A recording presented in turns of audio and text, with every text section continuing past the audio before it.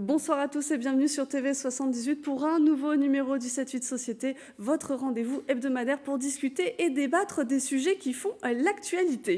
20% des élèves maîtrisent mal les savoirs fondamentaux à la sortie de l'école primaire, une donnée qui a poussé Emmanuel Macron à annoncer que jusqu'à l'été 2022, la lecture serait grande cause nationale. Mais y a-t-il un désintérêt pour la lecture? On en parle avec nos invités. Béatrice Piron, bonsoir. Alors, vous êtes député de la 3e circonscription des Yvelines et vous êtes membre de la commission des affaires culturelles et de l'éducation. Éric-Alain Junès, bonsoir. Bonsoir. Vous êtes vice-président de Saint-Quentin-en-Yvelines en charge de la culture et Laurent Garin, bonsoir. Bonsoir. Vous êtes gérant de la librairie Le Pavé du Canal, établissement indépendant à Montigny-le-Bretonneux. Béatrice Piron, 1 an pour mettre la lecture en avant, est-ce que ça suffira ? Eh bien, écoutez, c'est déjà mieux que de ne pas l'avoir fait. Et je crois qu'il n'y a pas que cette année. Ça fait plusieurs années qu'on travaille sur la lecture, notamment, il y a eu le plan bibliothèque, il y a eu déjà plusieurs actions. Donc, c'est un renforcement de ce qu'on faisait déjà pour la lecture. Je le vois plutôt dans ce sens-là. Alors, cette grande cause va principalement toucher les élèves de la primaire au lycée, mais le manque de lecture se fait ressentir à tous les âges, parce que selon un article de Ouest France, en 1988, 73% des Français de 15 ans et plus lisaient au moins un livre dans l'année. Ils sont 62% en 2019. Comment vous l'expliquez, Madame Piron ? Alors, bon, vous avez pris des chiffres. Moi, j'en avais trouvé d'autres plutôt sur l'année 2020. Je ne sais pas si on peut comparer vraiment une année avec une autre. Peut-être que les gens lisent moins de livres, mais une autre étude dit qu'ils lisent à fond et jusqu'au bout plus souvent qu'avant. Donc, avant, ils commençaient des livres et les abandonnaient en cours de route. Maintenant, quand ils commencent un livre, ils vont jusqu'au bout.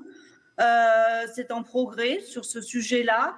Mais je pense qu'il y a aussi beaucoup de formes de lecture différentes. Aujourd'hui, on se focalise sur la lecture des romans ou des livres papier, mais l'important, c'est que les gens lisent de façon globale et l'habitude de lire.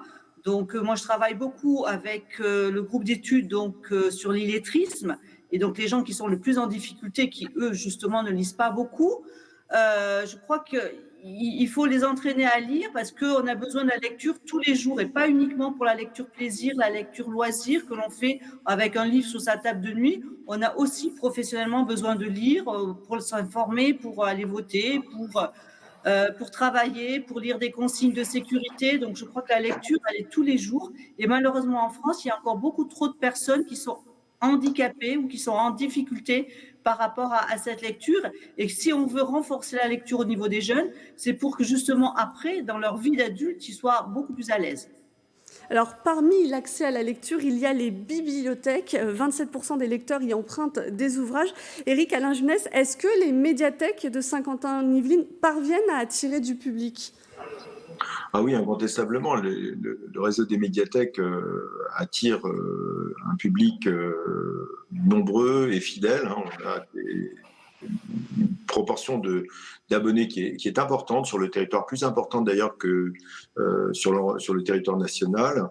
Je dois rendre hommage aussi au dynamisme du réseau des médiathèques et de l'ensemble d'ailleurs des structures culturelles de l'agglomération par rapport justement à la lecture, qui font qu'aujourd'hui, le public s'intéresse de plus en plus à la lecture. Des événements sont faits autour de la lecture. Par exemple, je citerai un événement qui a lieu en ce moment, Partir en livre, qui se passe donc actuellement sur un ensemble de lieux de l'agglomération, et qui associe notamment des libraires, des associations locales, des artistes, des auteurs, le réseau des médiathèques bien évidemment, mais aussi le musée de la ville et la commanderie, avec tout un certain nombre d'activités qui tournent autour de la lecture et sur l'ensemble des 12 communes de l'agglomération. Donc oui, le réseau des médiathèques est très très impliqué.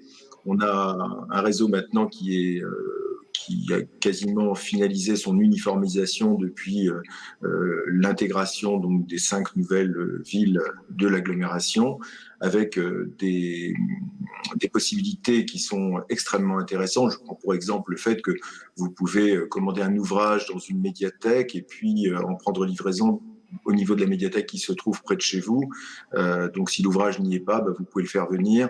Et vous avez aussi tous les services de la e-médiathèque et de l'offre numérique aussi, mais aussi bien évidemment le support papier qui est important, parce je crois qu'il y a une relation physique à la lecture. Il n'y a pas que ça fait travailler l'imaginaire, mais en même temps tourner les pages, c'est aussi avoir une relation un peu charnelle avec le livre. Donc moi je suis très très attaché à cette dimension-là de la lecture, qui est un dialogue singulier avec le livre. Justement, ce rapport singulier avec le livre, Laurent Garin, en tant que libraire, est-ce que vous avez vu les ventes chuter ou peut-être évoluer dans votre métier ? Alors nous, c'est plutôt évolué. Moi, j'ai une vision très très optimiste et très joyeuse de la situation actuelle. Les gens se sont donné le temps de lire et de revenir un peu à l'essentiel. Donc les commerces locaux, nous, on a pu vivre de ce confinement comme on a pu, mais on en est sorti plutôt grandi, dans le sens où on a eu un vrai essor de la part du public et de notre client, de suivi, d'attention, de savoir comment on se portait. Et ensuite, le livre est resté un objet très très attendu, et comme il l'est à chaque fois. Donc au mois de décembre, sur les fêtes de Noël, on a pu vivre un bon mois de décembre. Et ensuite, sur l'année 2021, on a senti vraiment qu'il y avait tout cet engouement. Il a réussi à durer, et il dure encore là aujourd'hui. Donc aujourd'hui, là maintenant, on est passé sur le Pass Culture, donc un système qui vient d'être mis en place sur la fin mai pour tous les jeunes de 18 ans.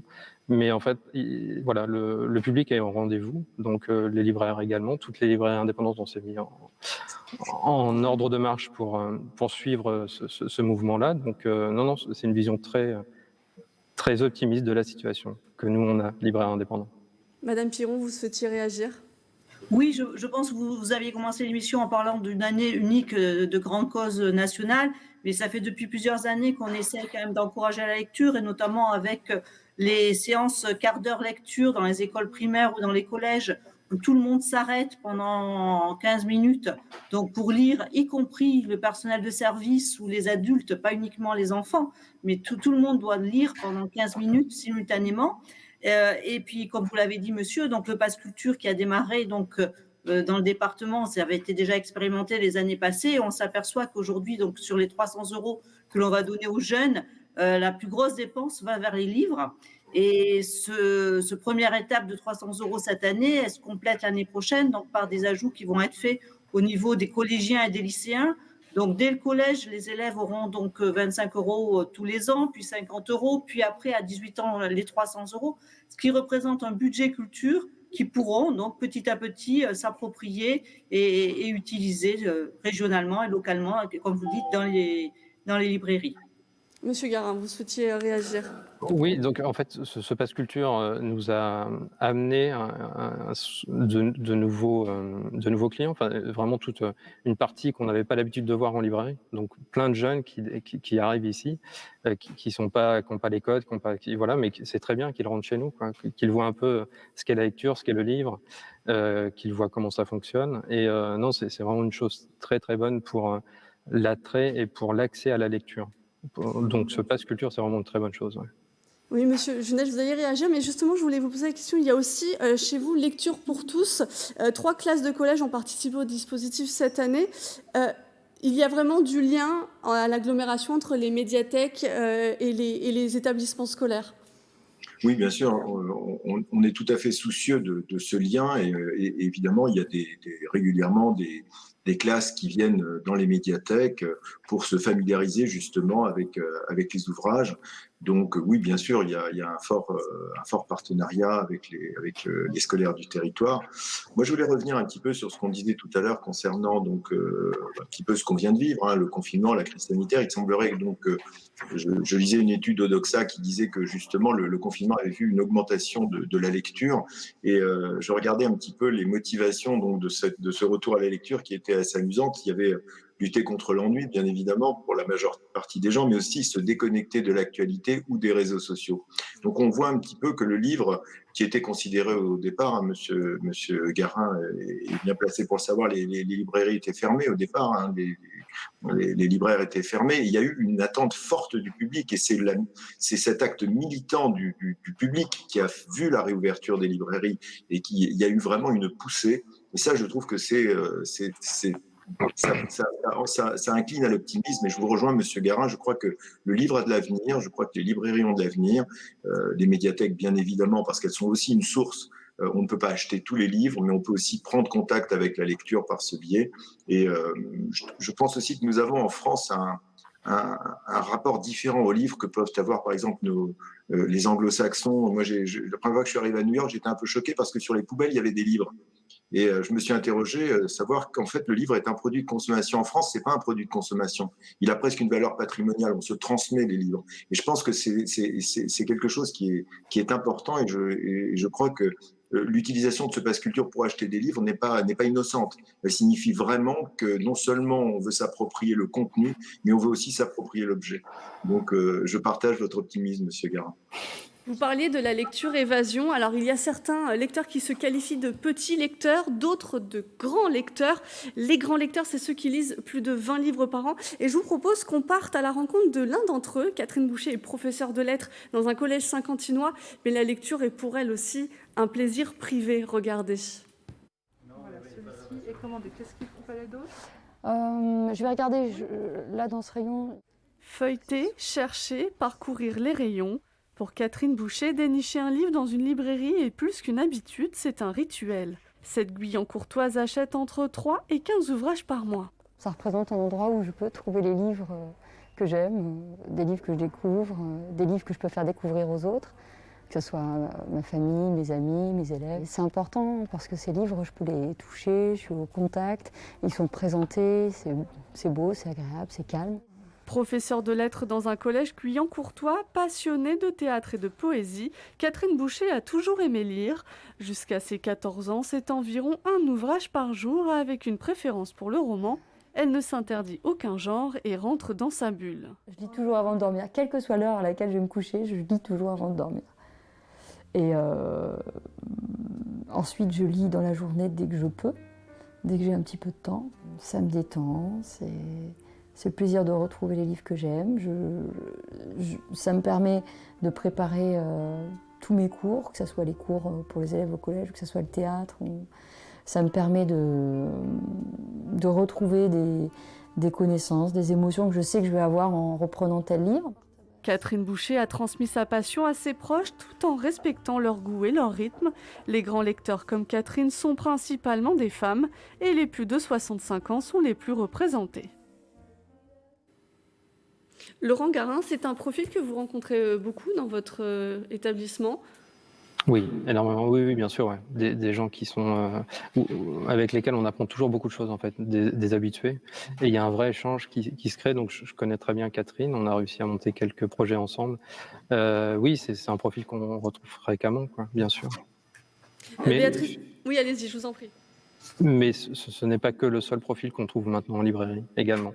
Donc voilà, il y a vraiment un vrai tournant qui s'opère là actuellement sur les profils de lecteurs. Et ça, on l'a vu vraiment sur le post-confinement. Depuis le début de l'année, on a vraiment l'éventail et le champ, le panel des gens que l'on rencontre s'ouvre vraiment. Et c'est vraiment très intéressant. Oui, Béatrice Piron, j'avais trouvé aussi que la crise de la Covid avait modifié le comportement des lecteurs. On l'a un peu entendu. Malgré tout, 34% des Français surfent plus sur Internet qu'avant l'épidémie. 26% d'entre eux sont plus sur les réseaux sociaux. Est-ce qu'il faut aider à retrouver des automatismes, d'ouvrir un ouvrage, d'aller s'évader par l'ouvrage, justement, après cette année difficile ? Je pense que les gens ont chacun leurs préférences ou leur goût. Je dirais que les jeunes aujourd'hui sont beaucoup plus sur les écrans que les aînés. Mais je dirais que ce n'est pas pour autant qu'ils perdront tout contact avec la lecture, les romans. On a des jeunes qui lisent des mangas et qui en lisent souvent aussi. Et je crois qu'il ne faut pas opposer le livre papier à la lecture numérique. Moi, à titre personnel, je lis plusieurs heures par jour, mais bien souvent des articles de presse et bien souvent dématérialisés sur des écrans.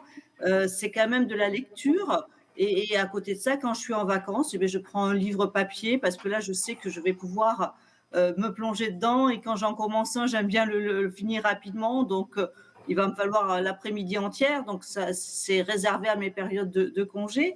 Mais l'important est que les gens aiment lire quelle que soit la façon qu'ils choisissent, de mon point de vue. Éric Alain Junès aussi, la numérisation a été un point d'entrée à l'agglomération pendant la crise. Tout à fait, bien sûr. La numérisation a permis beaucoup de choses, notamment de laisser la place au contenu qui n'était pas accessible physiquement. Et à ce titre-là, je rejoins Madame la députée qui est tout à fait favorable à une lecture, à l'utilisation du numérique. Je pense qu'on ne peut pas opposer les deux. Il ne faut pas confondre la matière et l'objet. La matière, c'est la lecture, c'est le contenu. L'objet qui permet son accès, il peut être numérique, il peut être physique, il peut être en papier, peu importe. Ce qui est important, c'est de lire. Alors, le petit bémol qu'on peut mettre, c'est que c'est vrai que si on met une tablette avec un roman dans la main d'un enfant, peut-être va-t-il être tenté à un moment d'arrêter de lire pour faire autre chose avec sa tablette. Mais ça, à la limite, c'est peut-être aussi le rôle des parents de circonscrire un petit peu les temps dédiés à chaque activité. Mais peu importe, l'important, je rejoins ce que dit Madame Piron, l'important c'est de lire, bien évidemment. Alors, les médiathèques font beaucoup d'animations, on l'a entendu. Laurent Garin, vous-même, dans votre établissement, vous faites des animations, il y a des dédicaces. Bien sûr, ça, c'est le modèle qu'on connaît très bien, mais il y a aussi des rencontres, voire des petits concerts. Pourquoi vous avez mis ça en place ? Parce qu'on est un acteur culturel de l'agglomération et qu'en tant qu'acteur culturel, il faut s'ouvrir à plein de choses, quoi. Multiculturel, exactement. Enfin, oui, c'est ça, ouais. Donc, on a reçu des chorales, on a reçu un slammer, on a reçu des associations qui parlaient des migrants, de l'accueil des migrants. Tout dernièrement, là, le week-end dernier, on a reçu Victor Dixon, qui est un grand auteur de littérature jeunesse. Voilà, on s'ouvre à plein de choses et donc on met en place, avec la bulle, on a enfin un plateau, un espace vraiment dédié à ça pour recevoir confortablement les associations ou les acteurs culturels que l'on apprécie. Donc voilà, on est plutôt très content aussi d'ouvrir enfin ce lieu-là à plein de choses, quoi. Plein de choses qu'on apprécie nous et qui nous portent tout au long de l'année. Béatrice Piron, on parlait du format, mais il y a aussi le genre, qu'on lise un manga, qu'on lise une bande dessinée, un comics, un roman, une nouvelle, c'est de la lecture. Ah, pour moi, oui, même une recette de cuisine, c'est de la lecture, je dirais, et je dirais que les gens sont autorisés à passer d'un mode ou d'un type de produit à un autre et ils iront progressivement. Je pense que les gens parce que je m'intéresse surtout aux gens qui sont un petit peu trop éloignés de la lecture, vous leur mettez un roman de Zola, ils vont pas forcément accrocher sur un gros livre, mais ils pourront être intéressés au départ par découvrir des recettes de cuisine et des choses de la vie pratique. Et petit à petit, ils iront vers une bande dessinée, vers une histoire comique, vers un recueil de nouvelles qui feront au maximum 10 pages chacune. Et petit à petit, ils pourront aller vers le livre. Et je crois qu'il faut encourager nos jeunes à lire, quel que soit le type de lecture. Laurent Garin, vous souhaitiez réagir ? Oui, enfin, juste pour revenir sur les animations, parce qu'il n'y a pas que les animations dans la librairie, il y a aussi les animations hors la librairie. Donc, on monte beaucoup de passerelles avec le réseau des médiathèques. Donc, on va faire par exemple une présentation de la rentrée littéraire à la médiathèque du Canal. Enfin, voilà, on essaye de jeter des passerelles donc, entre les différents acteurs et on y arrive plutôt bien. Et il y a il y a un bon état d'esprit, il y a une bonne, il y a une bonne énergie là, qui est en place sur l'agglomération pour que la librairie ne soit pas juste un commerce de détail, qu'on arrive à faire passer d'autres choses. Et tous ensemble, là, on arrive à monter des jolis projets. Voilà, je voulais juste ajouter ça. Éric Alain Junès, vous souhaitiez vous aussi réagir ? Oui, tout à fait. Je vais tout à fait dans le sens de ce que dit Monsieur Garin, c'est-à-dire que la lecture ne peut pas être isolée des autres activités culturelles et c'était extrêmement intéressant de pouvoir justement mêler lecture, musique, de permettre de rencontrer les auteurs. C'est très important. Il y a un petit côté initiatique aussi dans la lecture. Vous donnez un livre à un enfant, il ne va pas forcément aller... il va pas aller spontanément si on ne lui met pas un petit peu le pied à l'étrier. Donc je pense que toutes ces activités, et je parlais tout à l'heure de partir en livre avec tout ce mois qui va être dédié à la lecture sur l'ensemble du territoire de l'agglomération, va permettre bien évidemment à tous ces enfants et à tous ces jeunes de prendre contact. On disait de retrouver la lecture, mais peut-être aussi de la trouver pour ceux qui l'ont pas forcément déjà trouvée, et d'avoir envie de lire, d'avoir envie de prendre un livre, d'avoir envie de faire autre chose que de consommer de l'image, comme malheureusement on voit un petit peu trop souvent, et comme c'est parfois un peu caricaturé, mais avec quand même une certaine réalité pour certains. Madame Merci, Piron. Maïa. Vous m'entendez, Madame Piron? Oui, j'avais des coupures Oui. son, je ne sais pas si c'était chez moi ou chez vous. Nous, ça va. J'ai cru voir que vous souhaitiez réagir par rapport aux derniers propos. Oui, juste ajouter comme quoi, effectivement, l'important est de pratiquer, parce qu'en fin de compte, je vous ai parlé déjà plusieurs fois des gens qui sont en situation d'illettrisme. Il ne faut pas du tout confondre l'illettrisme et l'analphabétisme. Ce ne sont pas des gens qui n'ont pas appris à lire, ce sont des gens qui sont allés à l'école pendant souvent une dizaine d'années, mais qui ont désappris. Parce qu'en fin de compte, si on ne pratique pas, on désapprend. Et peu de gens le comprennent, ça, parce qu'on a l'impression, quand on lit tous les jours, que c'est quelque chose qu'on maîtrisera toute sa vie, qu'on ne peut pas perdre la lecture. Mais si les gens qui sont un petit peu en situation fragile, qui ne lisent pas couramment, qui ont des difficultés, on va dire, en sortant de l'école primaire ou en sortant du lycée et qui n'aiment pas lire, s'ils passent, on va dire, peut-être 5 ans ou 10 ans sans lire, eh ben, ils arriveront encore moins à lire que là où ils étaient la dernière fois. Et donc, il y a un phénomène de désapprentissage. Donc, c'est pour ça qu'il est important que tout le monde pratique un petit peu tous les jours ou toutes les semaines, sans se forcer, il faut que ça soit du plaisir, mais il est important de lire régulièrement et justement, on devient meilleur lecteur, plus on lit, plus on progresse. Et le plaisir se développe même beaucoup plus tôt que la primaire. Même si on apprend officiellement à lire au CP, aux médiathèques de Saint-Quentin en Yvelines, il y a les contes pour les tout petits aussi. On apprend dès les premiers mois de sa vie à lire. Monsieur Jeunesse? Absolument, oui, vous avez tout à fait raison, vous êtes bien informé. Il y a notamment l'événement La Fête du Conte qui a lieu chaque année. Et puis dans le parcours de Partir en livre, il y a, si vous avez l'occasion de regarder le programme que vous retrouvez donc sur le site de Saint-Quentin-en-Yvelines, vous verrez qu'il y a de très nombreuses activités destinées aux tout petits sous forme de lecture de contes. Et l'objectif, c'est toujours de faire travailler l'imaginaire des enfants, de les stimuler, de les amener finalement à ne pas être passifs face à des images qu'ils reçoivent, mais à faire travailler leur imagination justement au travers de la lecture de ces contes qui pour l'instant leur est faite, mais qui évidemment demain leur donneront envie, eux, de prendre un livre dès qu'ils en auront les capacités pour se replonger dans cet univers du conte, effectivement.